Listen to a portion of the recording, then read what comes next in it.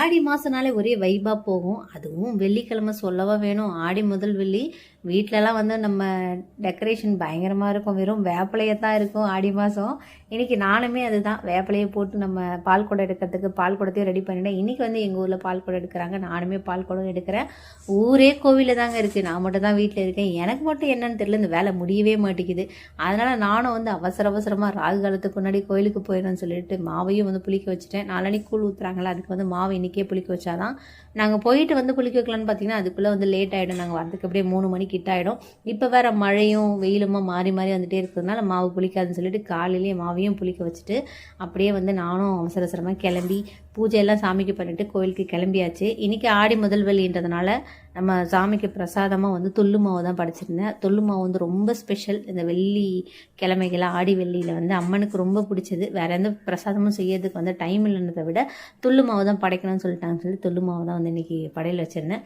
அப்படியே பூஜை ரூமில் வந்து ஒரு தீபாரதனையை காட்டிட்டு நானுமே வந்து பால் குடத்தை எடுத்துகிட்டு கோவிலுக்கு வந்து கிளம்பியாச்சு. டைம் வந்து லாஸ்ட் மினிட் எல்லாரும் போயிட்டுருப்பாங்க. நான் மட்டும்தான் எப்போவுமே லேட்டாக போகிற ஒரு ஆளாக இருக்கும். ஸ்கூல் டேஸ்லேருந்து இப்போ வரைக்கும் எனக்கு அதே தான் மெயின்டைன் ஆகிட்டே இருக்குது.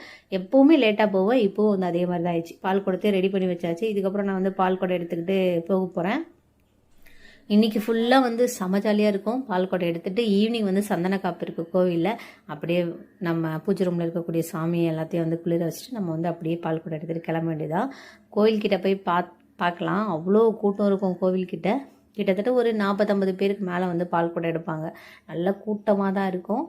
நானும் வந்து கிளம்பிட்டு கோயில்கிட்ட போனதுக்கப்புறம் அங்கே பார்த்தீங்கன்னா எக்கச்சக்க கூட்டமாக இருந்துச்சு. சரி நம்ம போயிட்டு அப்படியே அந்த கூட்டத்தோட கூட்டமாக நாமளும் வந்து கலந்துக்கலாம்னு சொல்லி போயிட்டேன். இவங்கெல்லாம் வந்து சீக்கிரமாக வந்துட்டாங்க. நான் மட்டும்தான் வந்து லேட்டாக வரேன்னு நினைக்கிறேன். லாஸ்ட்டு பால் குடம் எந்த தான் இருக்கும் போல். அப்படியே நானும் போயிட்டு பால் குடத்தை வச்சுட்டு, இதுதான் வந்து எங்கள் ஊரோட எல்லை தெய்வம். அந்த தெய்வத்துக்கிட்ட தான் இங்கேருந்து தான் பால் குடம் எடுத்துகிட்டு போவோம்.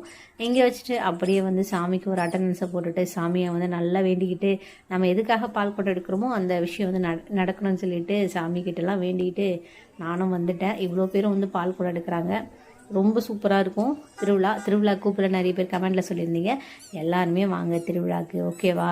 இப்போ தான் ரெடி பண்ணிகிட்டே இருக்காங்க. 10-12 ராகுகாலம் முடிஞ்ச உடனே தான் இதை வந்து எடுக்க ஸ்டார்ட் பண்ணுவோம். எடுத்ததுக்கப்புறம் இதுதான் வந்து வைகாசி அம்மன் சாமி. இங்கே ஸ்டார்ட் பண்ணிட்டு தான் போவோம்.